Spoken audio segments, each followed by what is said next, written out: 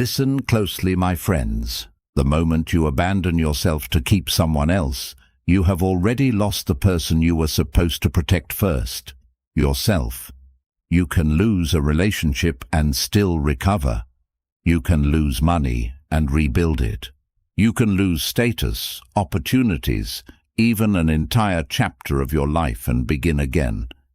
But when you repeatedly betray your own values just to be loved, accepted, chosen or understood, something far more dangerous happens. You slowly teach your mind that other people's approval is worth more than your own dignity. The Stoics understood a truth most people discover only after years of regret. Your relationship with yourself becomes the foundation of every other relationship you will ever have. If you abandon your principles whenever someone threatens to leave, you don't create love, you create dependency. If you silence your truth because someone might dislike it, you don't create peace, you create resentment. And if you constantly shrink yourself so someone else can remain comfortable, eventually you won't recognize the person whose approval you are trying so desperately to earn. Marcus Aurelius wrote, "Waste no more time arguing about what a good man should be one." That idea goes much deeper than morality. It means your identity must be built through your own actions, not through the reactions of other people.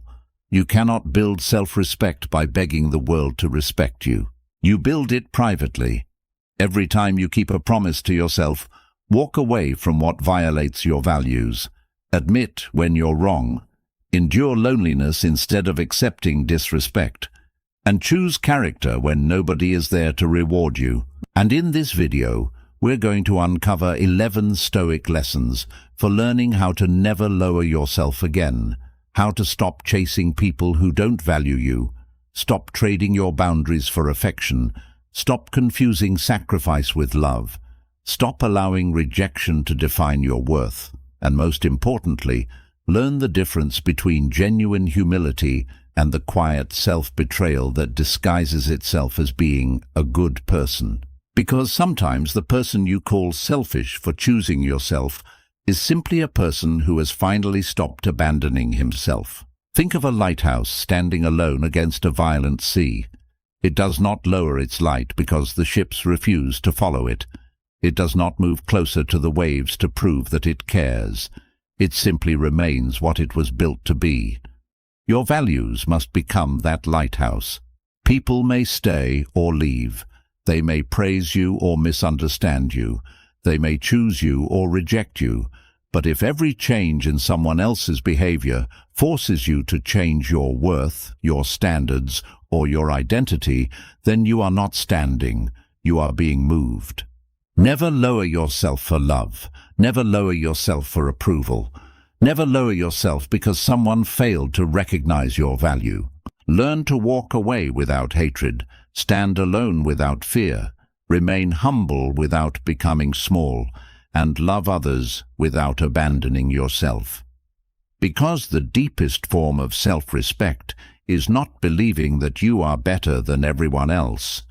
It is refusing to become less than yourself just to keep someone else in your life. Lesson 1. Never trade your dignity. The moment you trade your dignity for someone's love, you stop being loved and start being negotiated with.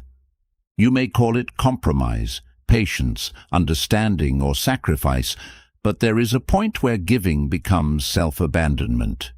You forgive the same disrespect again and again because you're afraid they'll leave. You remain where you're constantly diminished because being alone feels more frightening than being undervalued. And slowly, something inside you begins to accept a terrible bargain.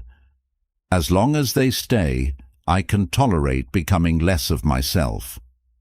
Epictetus taught, know first who you are, and then adorn yourself accordingly. The deeper meaning is that your actions must come from an identity you have consciously chosen, not from the fear of losing someone. Imagine a priceless manuscript being torn apart one page at a time because someone promises to keep reading if you keep giving them pages. At some point, The question is no longer whether they appreciate the book. It is whether you are willing to destroy the book just to keep their attention. Your dignity works the same way.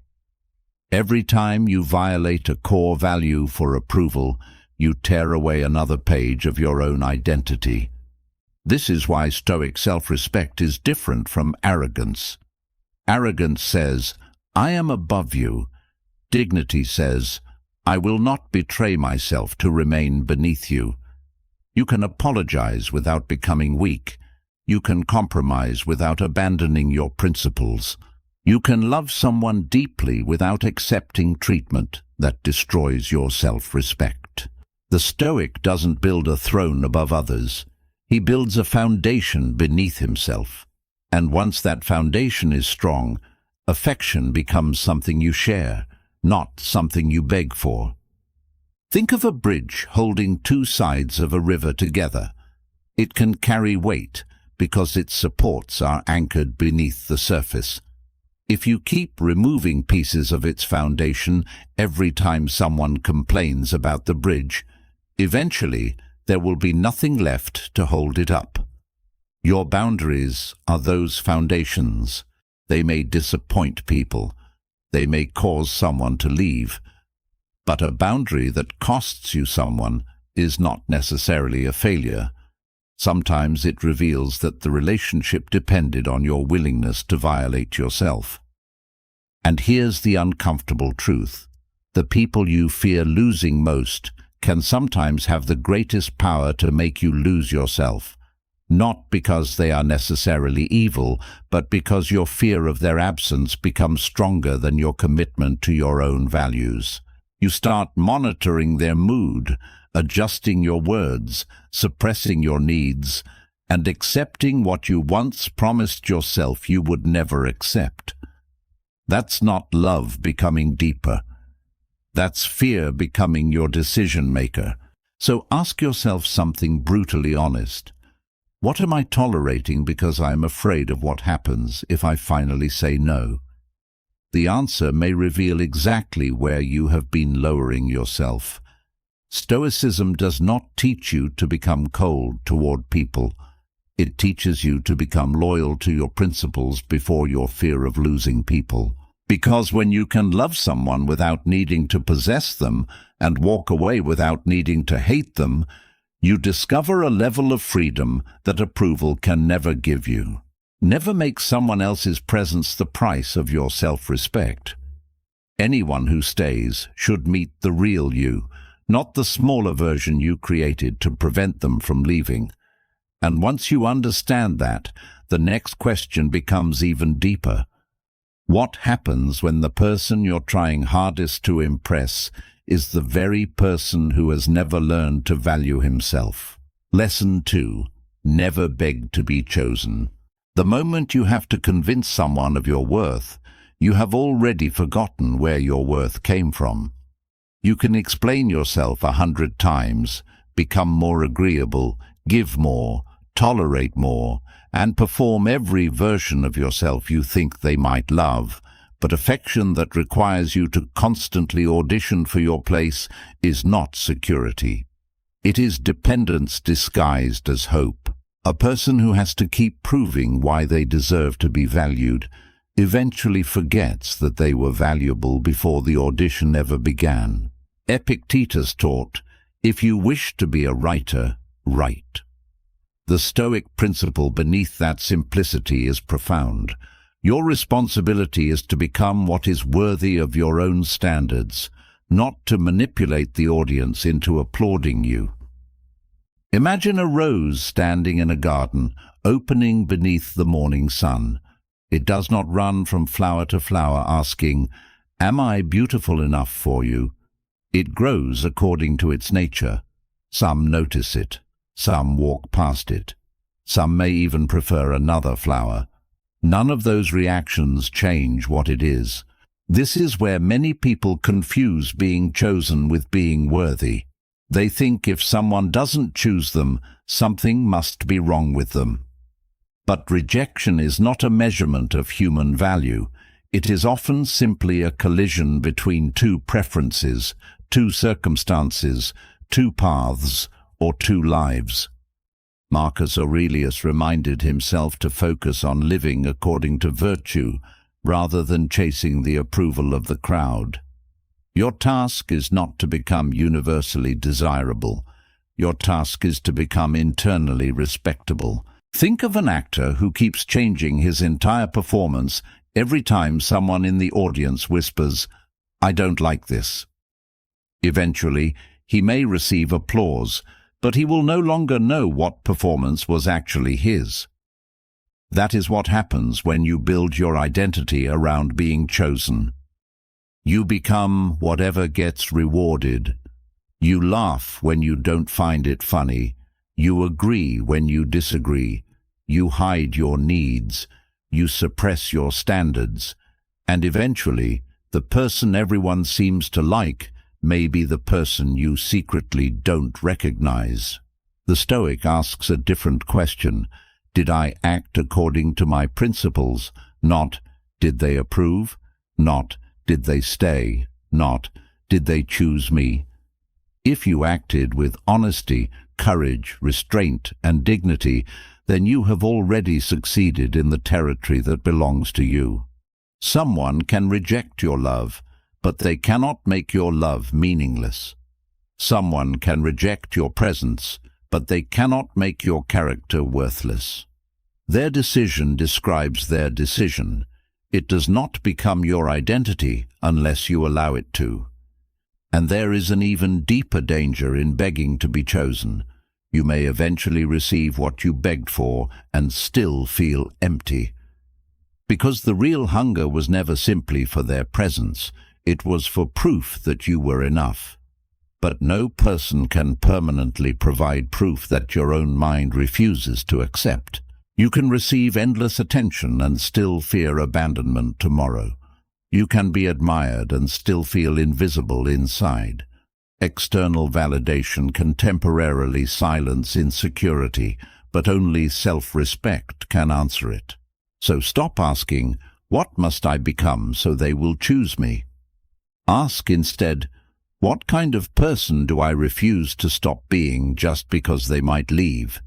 That question changes the entire direction of your life, because when you no longer beg to be chosen, you become capable of choosing too.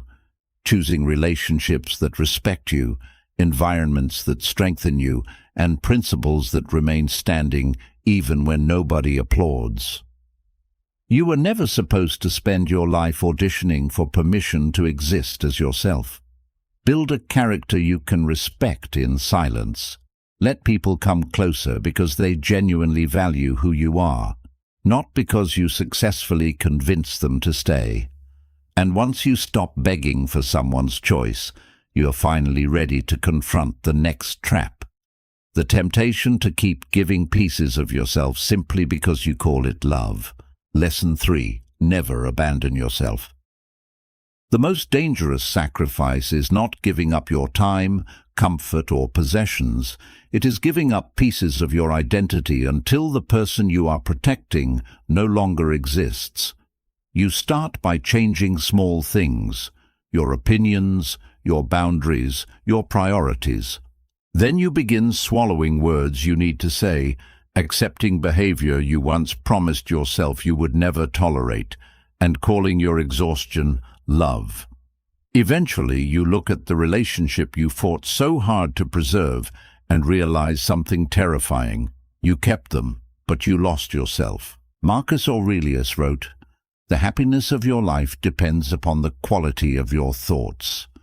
That becomes painfully relevant when your thoughts begin revolving entirely around another person's approval.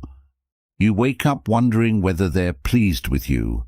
You measure your words by their reactions. Their silence becomes punishment.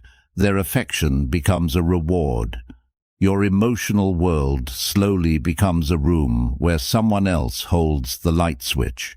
And the more power you give them over your inner state, the more difficult it becomes to hear your own conscience. Imagine a tree that keeps cutting away its branches because the surrounding buildings complain that they block the sunlight. One branch disappears, then another, then another. Eventually, the tree has become perfectly convenient for everything around it, but it no longer resembles what it was meant to become. That is what self-abandonment looks like. You become easier to love because you become easier to control. You stop being difficult, but you also stop being fully alive. Stoicism does not ask you to become selfish. It asks you to understand the difference between sacrifice and self-destruction. Sacrifice is choosing to give something because it serves a principle you believe in. Self-destruction is giving because you are terrified that refusing will make someone leave. One comes from strength, the other comes from fear. The same action can look identical from the outside while coming from completely opposite places inside. Seneca wrote, "No man is more unhappy than he who never faces adversity." But there is another adversity people rarely recognize, the discomfort of standing alone after you finally stop betraying yourself. When you set a boundary, someone may call you difficult. When you say no, someone may accuse you of changing. When you stop chasing, someone may suddenly notice your absence. Do not mistake their reaction to your boundary for proof that the boundary was wrong. Sometimes people become uncomfortable simply because the version of you they benefited from no longer exists. And this is where self-respect becomes expensive. You may have to disappoint people. You may have to walk away without receiving an apology. You may have to let someone misunderstand you. You may even have to experience a season where choosing yourself feels painfully lonely. But loneliness is temporary. Living against your own conscience can become a permanent habit. The Stoic would rather endure the discomfort of standing alone than experience the quiet humiliation of knowing he abandoned his principles just to keep someone beside him. So ask yourself, what part of myself have I been suppressing just to keep someone comfortable? Maybe it's your voice. Maybe it's your standards. Maybe it's your ambition. Maybe it's your boundaries. Whatever the answer is, don't recover it through anger. Recover it through discipline. Return to the person you were before you started negotiating your identity for acceptance. Because the goal was never to make everyone love you. The goal was to become someone you cannot abandon. And once you learn that, the next lesson becomes even harder. Understanding why constantly giving to people does not always make you loving. It can sometimes teach them that your boundaries have no price. Lesson 4. Never chase reciprocity. If you have to keep reminding someone how much you give just to receive the bare minimum back, you are no longer giving from love. You are giving from hunger. You start counting messages, sacrifices, favors, apologies, and sleepless nights. You notice how much you do and how little comes back. Yet you keep increasing your effort, hoping that one day your devotion will finally make someone value you. But love cannot be forced into existence through exhaustion. You can pour an ocean into someone's hands and still not make them thirsty.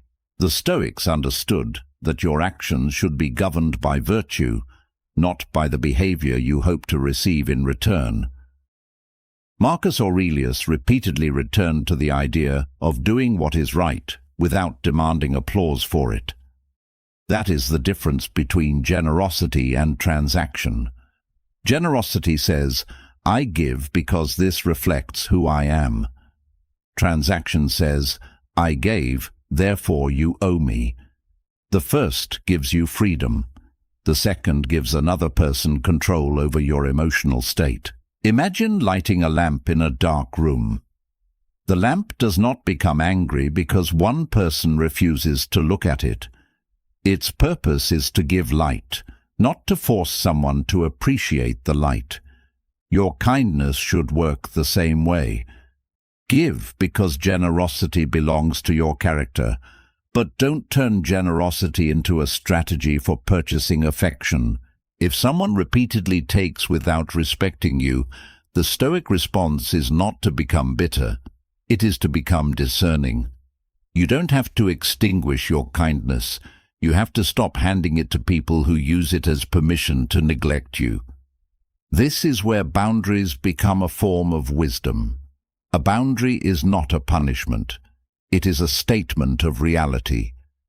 This is what I will participate in, and this is what I will not. You can love someone and still refuse to rescue them from every consequence. You can care about someone and still stop chasing them. You can forgive someone and still decide they no longer deserve access to every part of your life. Forgiveness releases resentment. It does not automatically restore access. There is a painful truth here. Sometimes your endless giving teaches people that your needs don't matter. Not because they consciously planned to exploit you, but because you kept demonstrating that there would be no consequence for ignoring them. Every time you said, "It's okay," when it wasn't, every time you accepted less while pretending you needed nothing, you trained the relationship to expect your silence. Eventually, resentment grows. Not because you gave too much, but because you gave while secretly hoping the other person would read your unspoken needs. So stop measuring your worth by how much you can sacrifice. A person who constantly empties himself to prove he cares eventually has nothing left to give, including to himself. Give freely, but give consciously. Help without becoming someone's servant. Love without becoming someone's shadow. Support without carrying responsibilities that belong to another person. And when reciprocity disappears, don't double your effort just to keep the connection alive. Ask yourself, if I stopped overgiving today, would this relationship still have something real holding it together? The answer may hurt, but sometimes truth hurts only because it is finally removing an illusion. You don't need everyone to give as much as you do. You need to stop giving where your giving is being used to justify your own neglect. And once you stop chasing reciprocity, something even deeper becomes visible. You may discover that the person you have been trying hardest to please was never the person you needed to impress. The real battle was inside you, the belief that being needed was the same as being valued. And breaking that belief is where genuine self-respect begins. Lesson 5. Never seek validation. The moment you need someone else to confirm your worth, you give them the authority to decide how you feel about yourself.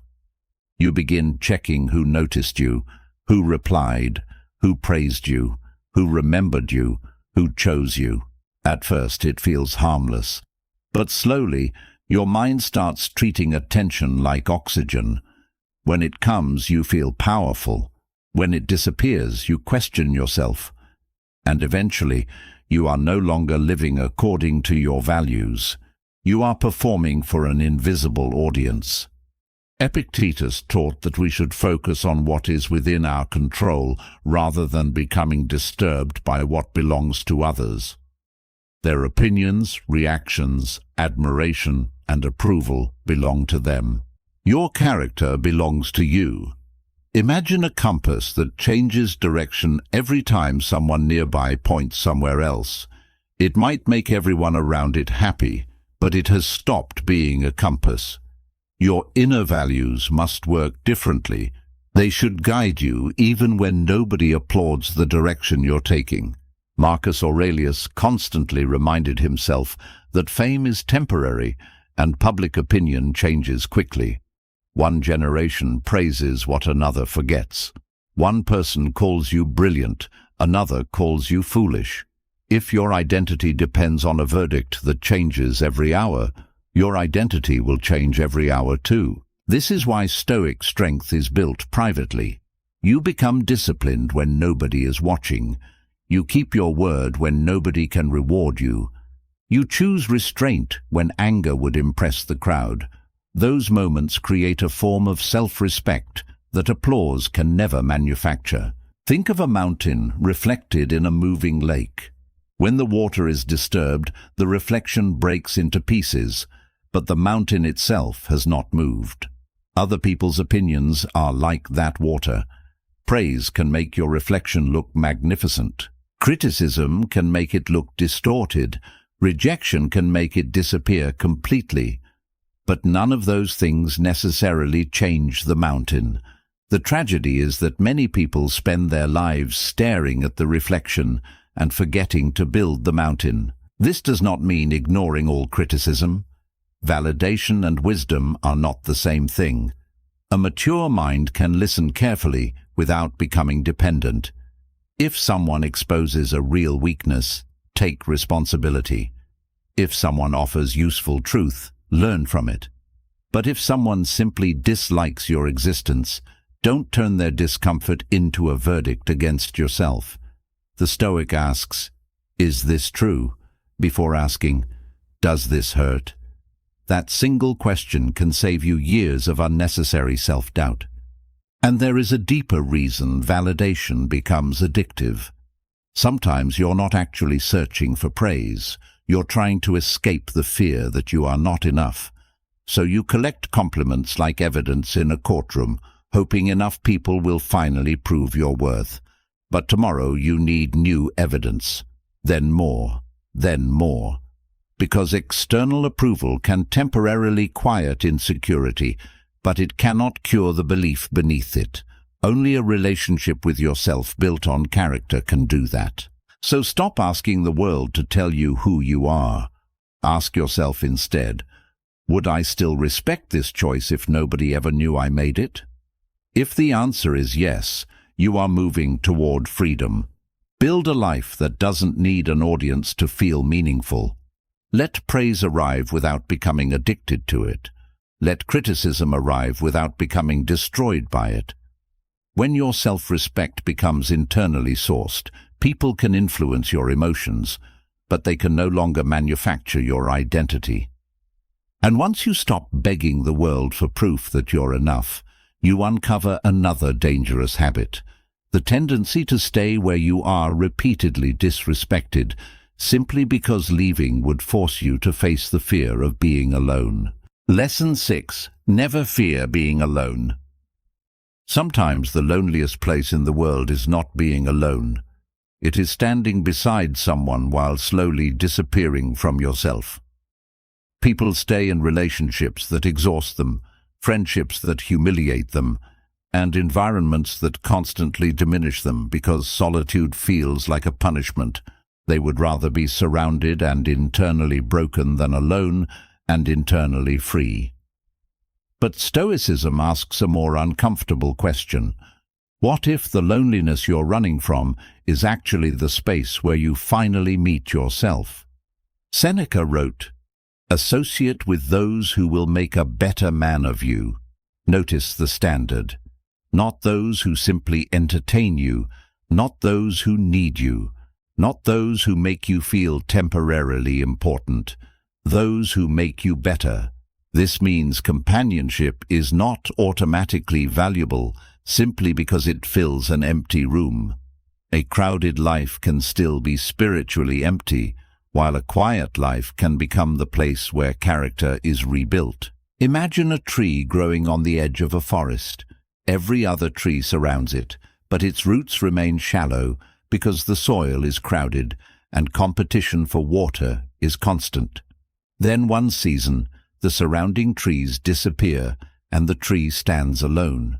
At first, the open space looks like weakness, but now its roots can travel deeper. Sometimes separation does not destroy growth. It creates the space required for deeper roots.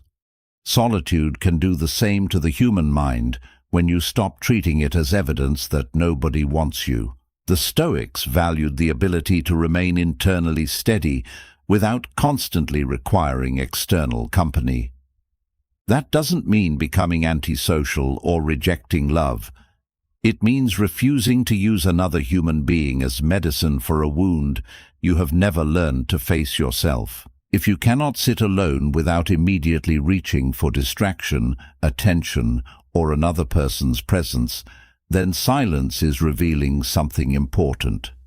Your discomfort may not be about loneliness.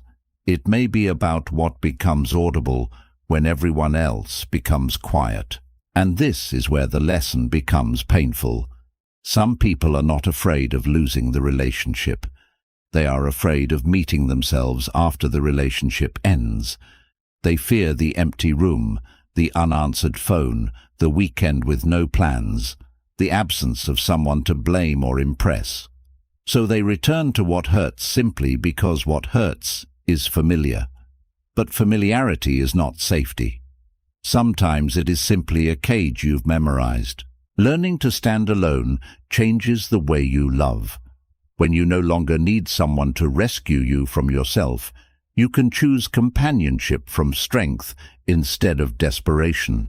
You can say, "I want you in my life," without secretly meaning, "I cannot survive without you."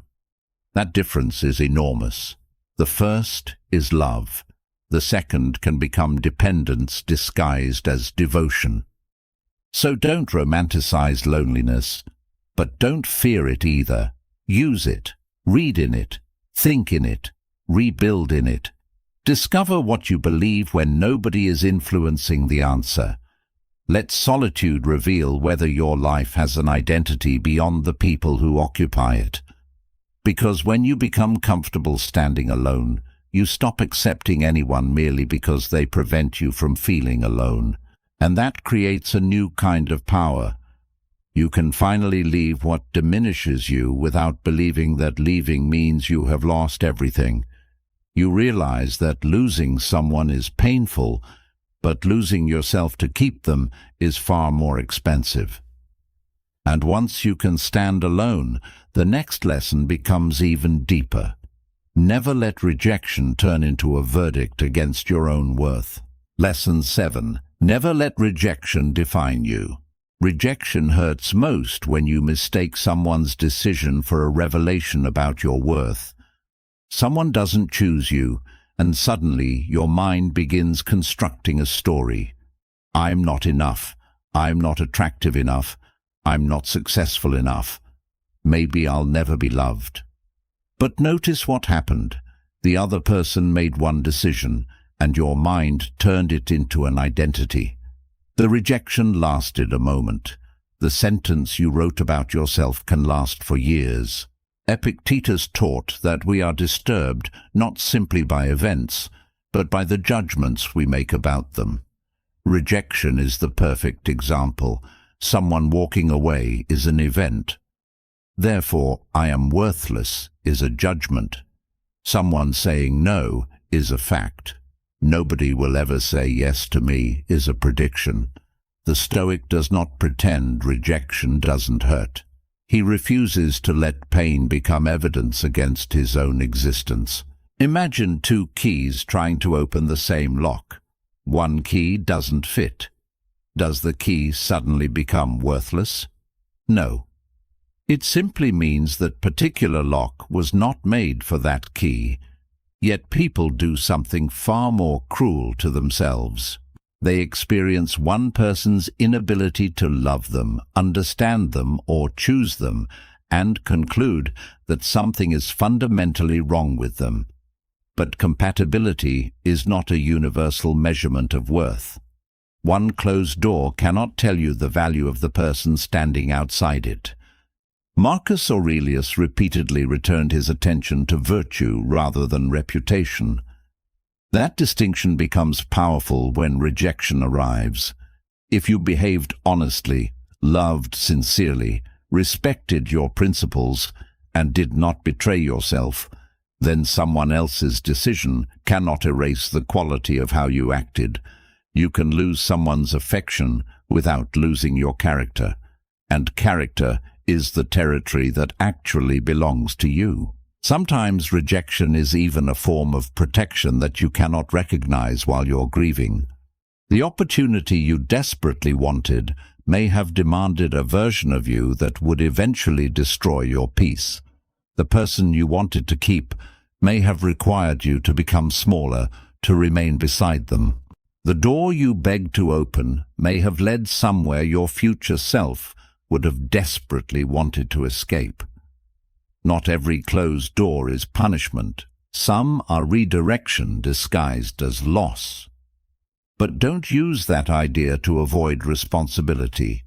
If rejection reveals something you genuinely need to improve, improve it. If your behavior was careless, become more disciplined.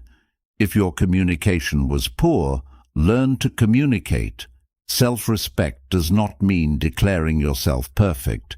It means refusing to turn imperfection into self-hatred. You can say, "I was wrong," without saying, "I am worthless." You can grow without destroying the person who needs to grow. So when someone rejects you, let yourself feel the pain, but interrogate the story your mind attaches to it. Ask, what actually happened and what am I adding to it? Take the lesson, keep your dignity, release the verdict. Because the moment you stop treating rejection as proof that you are not enough, you become free to improve without desperation and love without begging. Someone's inability to recognize your value does not reduce your value. A diamond does not become ordinary because someone mistakes it for glass. And once you understand that, you are ready for an even deeper battle, learning how to stop using comparison as a weapon against yourself. Lesson 8. Never compare your journey. Comparison becomes dangerous the moment you use someone else's visible life to measure your invisible battles. You see their success, but not the years of failure behind it. You see their confidence, but not the nights they spent doubting themselves. You see the finished building and compare it to your own foundation, then wonder why your life feels behind. But you are judging your entire journey against a single photograph from someone else's. Marcus Aurelius wrote, "Do not waste what remains of your life in speculating about your neighbors." That is more than advice about curiosity. It is a warning about misplaced attention. Every minute spent obsessing over someone else's progress is a minute removed from the only life you can actually improve. Yours. Comparison takes the eyes away from your road and places them on someone else's destination. Imagine two mountains rising from opposite sides of a valley. One receives sunlight first in the morning, the other remains in shadow for hours. From below, you might think one mountain is stronger because it is illuminated while the other appears dark. But the mountain has not become weaker because sunlight reached it later. Different heights, different angles, different seasons, yet both are still becoming what they were meant to become. Human lives work the same way. Timing is not a verdict. The Stoic does not ask, "Why am I not where they are?" He asks, "Am I becoming better than the person I was?" That question returns power to the territory you control. You may not control another person's talent, opportunities, appearance, wealth, relationships, or timing. But you control whether you become more disciplined, more courageous, more honest, more patient, and more capable than you were yesterday. Your real competition is not another person's life.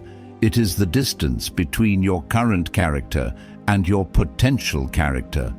And comparison becomes especially poisonous when it turns another person's success into evidence of your failure. Someone else getting the opportunity does not mean yours disappeared.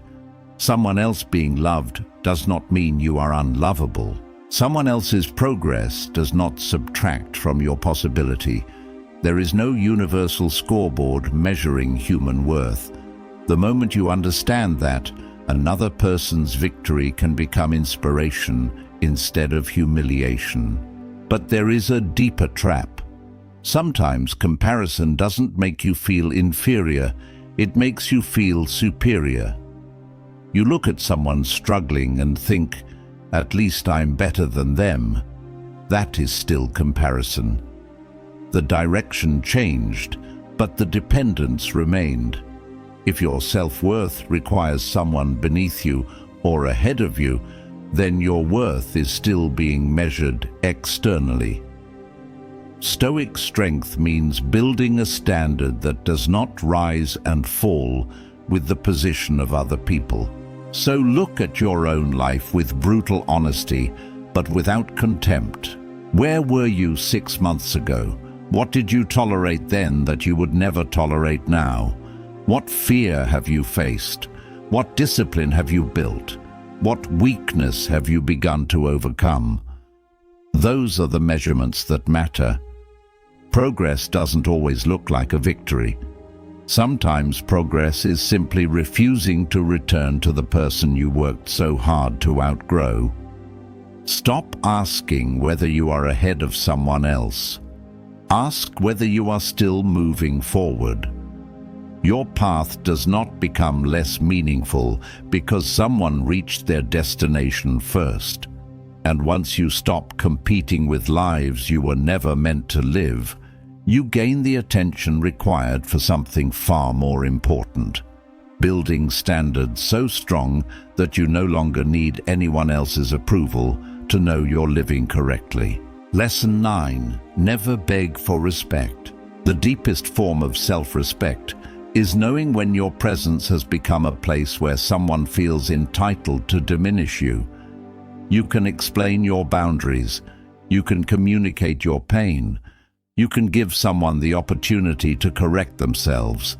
But there comes a moment when repeating your worth to someone committed to ignoring it becomes another form of abandoning yourself. You cannot negotiate someone into respecting a boundary they benefit from crossing. Epictetus taught, "No man is free who is not master of himself." Think about the depth of that. Freedom isn't simply being able to walk wherever you want. It is being able to say no without collapsing from guilt. It is being able to leave without needing revenge. It is being able to hear disrespect without immediately becoming disrespectful yourself.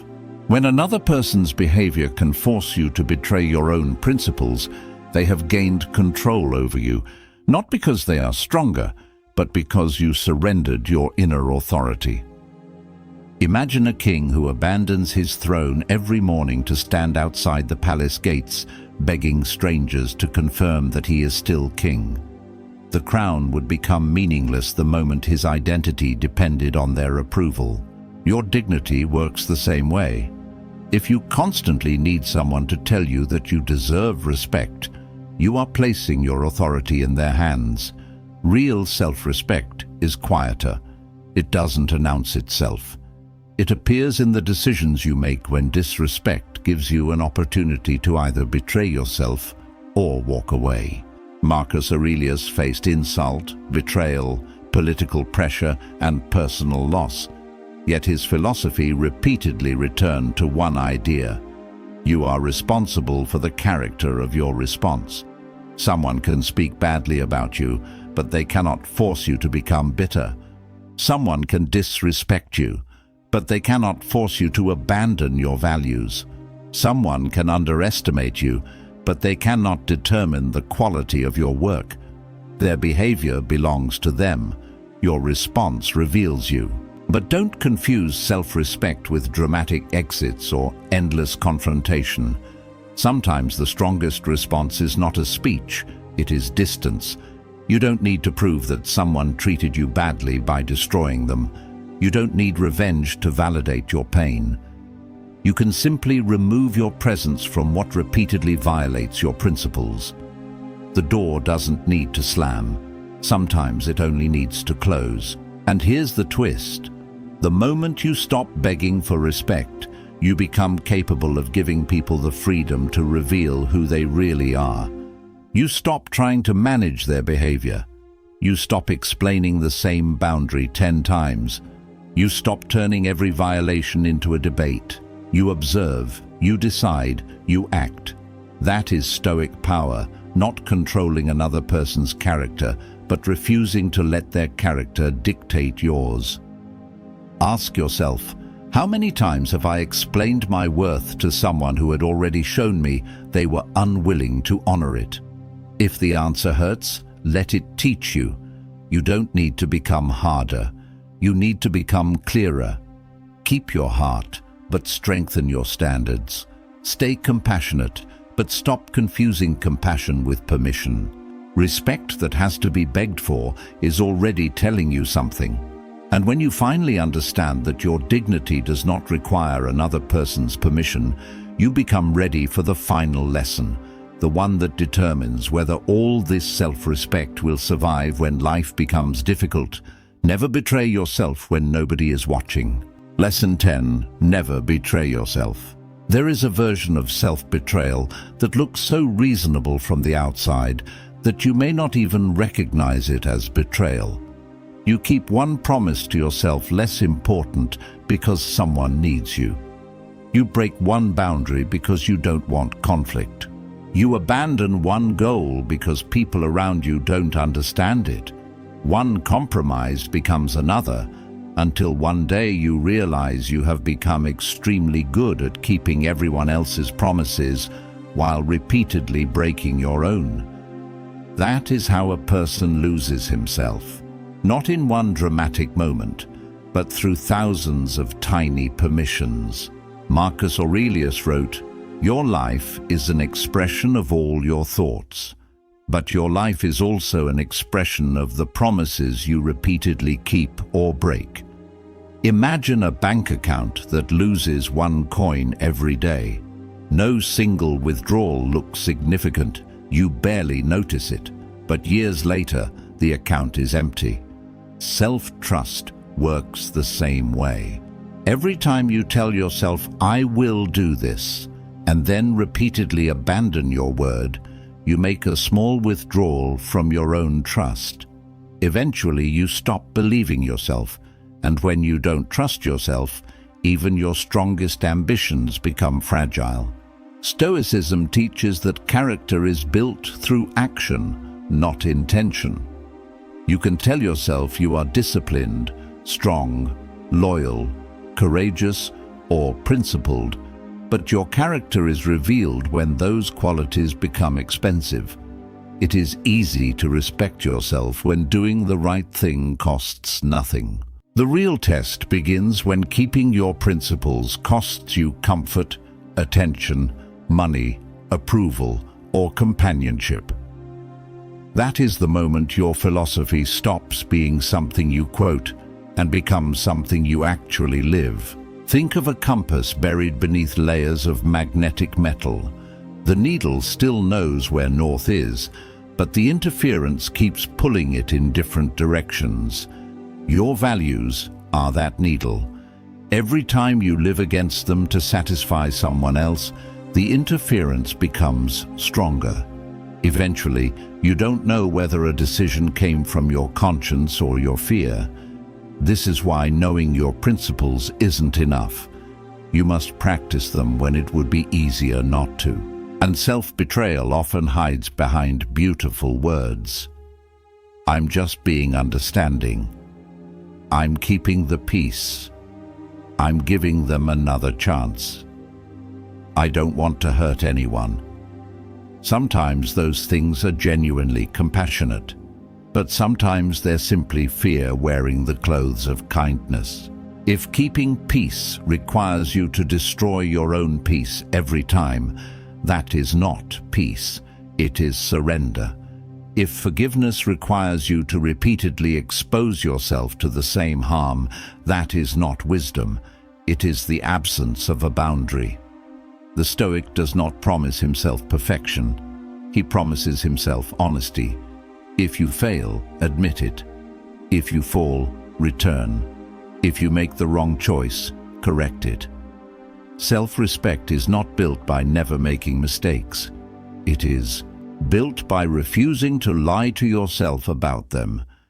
Every time you keep a small promise, enforce a necessary boundary, finish something difficult, or choose your principles over temporary approval, You send yourself a message.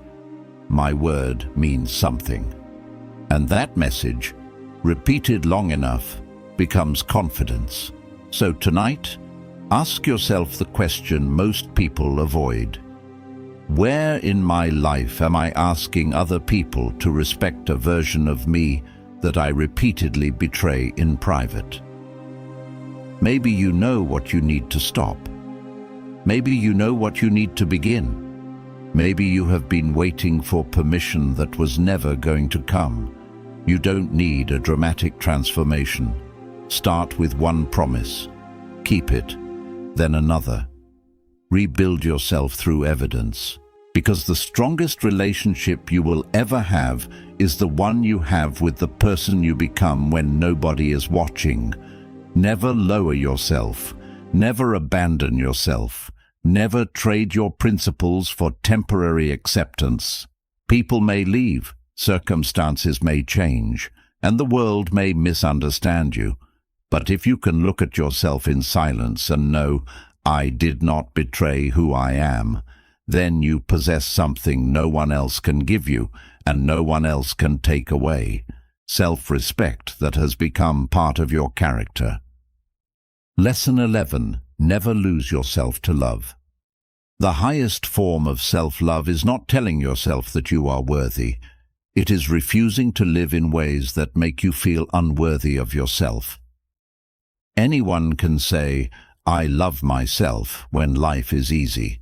The real test comes when loving yourself costs you something, when walking away means being alone, when saying no means disappointing someone, when telling the truth means losing approval, and when choosing your peace means releasing a person you desperately wanted to keep. That is where self-love stops being a phrase and becomes character. The Stoics never taught that you should worship yourself or place yourself above others. Their philosophy was far more demanding. Live according to reason, virtue, and what is within your control. Marcus Aurelius reminded himself to return to his own nature and purpose, rather than being dragged around by the judgments of others. That is the deepest meaning of never lowering yourself. You don't need to believe you are better than anyone. You simply refuse to become worse than your own principles because someone else demands it. Imagine a ship that changes its destination every time another vessel sends a signal. One ship says, "Come this way." Another says, "Turn back." Another says, "You should be going north." Eventually, the ship may travel thousands of miles without ever arriving anywhere, because it has no destination of its own. Many people live like this. One person's approval changes their direction. Another person's rejection changes it again. A relationship changes their identity. A criticism changes their confidence. They are constantly moving, but they are not actually living by a chosen direction. This is why the final form of self-respect is self-loyalty. Not stubbornness, not ego, not refusing to change.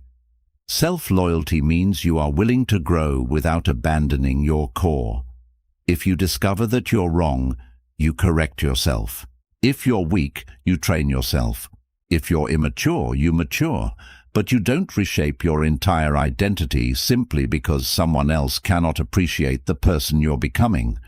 Growth should change your weaknesses, not erase your soul. Seneca wrote, "He who is brave is free." Think about what that means in the context of self-respect. You need courage to walk away from what you desperately want. You need courage to disappoint people who benefited from your silence. You need courage to sit alone rather than return to what destroyed your peace. You need courage to choose long-term dignity over short-term comfort. Sometimes the strongest act of love toward yourself is doing the thing your fearful self is begging you not to do. And perhaps this is the deepest realization of all. You cannot control whether someone loves you, stays with you, understands you, or recognizes your value. but you can control whether you abandon yourself trying to make them do it. That is the boundary between love and self-erasure. Love can ask you to compromise. Life can ask you to sacrifice. But neither should require you to become a stranger to your own conscience. So from this point forward, don't measure self-love by how beautiful your words about yourself sound. Measure it by your decisions. Do you keep your promises to yourself? Do you protect your peace? Do you leave what repeatedly violates your values? Do you accept correction without accepting humiliation? Do you love others without making yourself disappear? Those answers reveal your relationship with yourself far more honestly than any affirmation ever could, because one day every external voice becomes quiet. The people you tried to impress will move on. The person you begged to stay may become a memory. The approval you chased will eventually mean less than you thought, and you will still have to live with yourself. Make sure the person waiting for you in that silence is someone you did not betray for temporary love, temporary attention, or temporary acceptance. Never lower yourself, not because you are above anyone, but because you have finally understood that your character is too valuable to be traded for belonging. Love deeply, give generously, forgive wisely, stay humble, but never abandon the person you are responsible for protecting for the rest of your life, yourself. At the end of all these lessons, the deepest truth is simple. You can lose people, lose opportunities, lose comfort, lose approval, and still rebuild. But the moment you lose yourself trying to keep someone else, you lose the foundation from which everything else can be rebuilt. Stoicism does not teach you to become cold or selfish.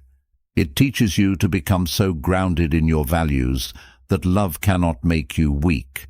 Rejection cannot define you, loneliness cannot control you, and another person's opinion cannot rewrite your identity. So remember these 11 lessons when life puts you in a position where you must choose between being accepted and being true to yourself. Don't beg to be chosen. Don't trade dignity for affection. Don't abandon your values for temporary peace. Don't measure your worth through comparison, validation, or someone else's ability to recognize it. Stand alone when you must, walk away when you should, stay humble when you succeed, and when you make a mistake, correct yourself without destroying yourself. Because real self-love is not looking in the mirror and convincing yourself that you're perfect. It is keeping faith with yourself when nobody else does. It is becoming someone whose own conscience feels safe in their presence. And one day, when the people you tried to impress are gone, when the relationship you fought to save is only a memory, and when the noise of everyone else's opinions finally disappears, you'll be left with one question. Did I remain myself? If the answer is yes, then you didn't lose. You finally learned the most important Stoic lesson of all. Never lower yourself just to be loved by someone who requires you to become less.